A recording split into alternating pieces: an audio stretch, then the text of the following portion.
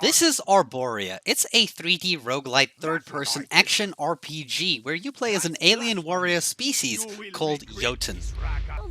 As you play through Arboria, you will explore countless dungeons that are procedurally generated and are never the same. You must fight your way through each dungeon with unique weapons, mutations, abilities, and elements to counter the enemies you face.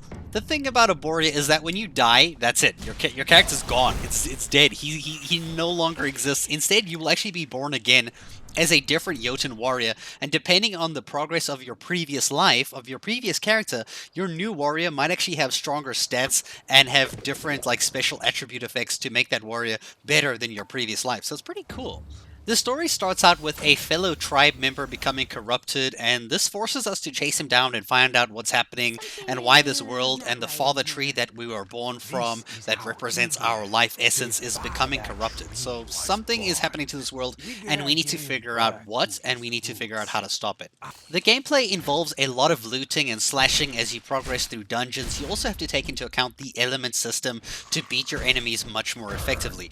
There are 5 elements in the game: fire, ice, shock, bio, and dark. Now there is a counter system with the elements like where fire beats ice beats shock, shock beats bio beats dark, and dark beats fire.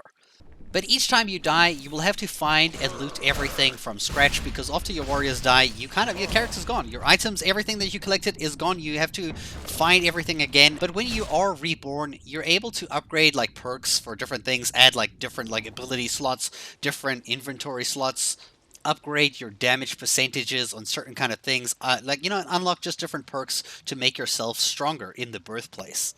The controls are easy to get used to, and the enemies are possible to dodge, and their attacks are really televised, so you can see, okay, he's about to hit me or something. It's kind of fair, and it gives you the opportunity to fight back without actually dying, but you do have to still get out the way sometimes. It does take a little time to figure out some of the weapons, especially how they attack, like the blade, for example, the big one.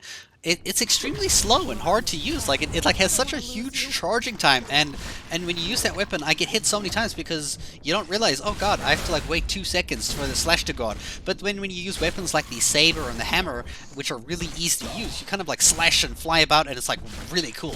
I highly recommend when you play, try get your hands on the saber weapon because it's a really fun experience. Definitely my favorite one I played with. The graphics in the game are unique, and they fit the gooey, dungeony theme of the game, and the layout of the dungeons is super clean and easy to follow, and the world looks like exactly how you would expect it to look like for a game of this kind. The sounds are great too, but at times it feels a little mismatched in some of the cutscenes, but other than that, I'm completely happy with it.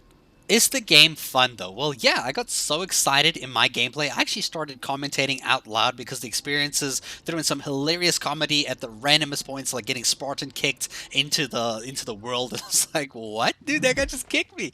And the dude pissing on the stuff right at the beginning. You're like, dude, what is this game? It's so weird. It's so random, and it really catches you off guard. The characters are interesting, the world is intriguing, and there's so many mysteries and stuff that make you want to explore more and more and more as you get onto the boss fights in the game. The game does get a bit challenging as you progress into it further, but it all depends on how you play. If you gear up correctly and you focus on your elements and you get the right armor and the stuff and you focus really on what your character's good at, you can actually perform really well. But other than that, you can die and lose all your stuff. And that's okay, because you can just repeat it and hope you do good next time, because the better you do in one of your lives or one of your playthroughs gives your next character even more of a boost. So you're kind of leveling up by progressing in one life, dying, and then you basically play with a new leveled up character. Overall, the game is great. I really enjoyed playing it, and I plan on playing it even further to see what more surprises and mysteries still await me. I hope you guys check out the game too and let me know what you think of it. And as always, thank you so much for watching.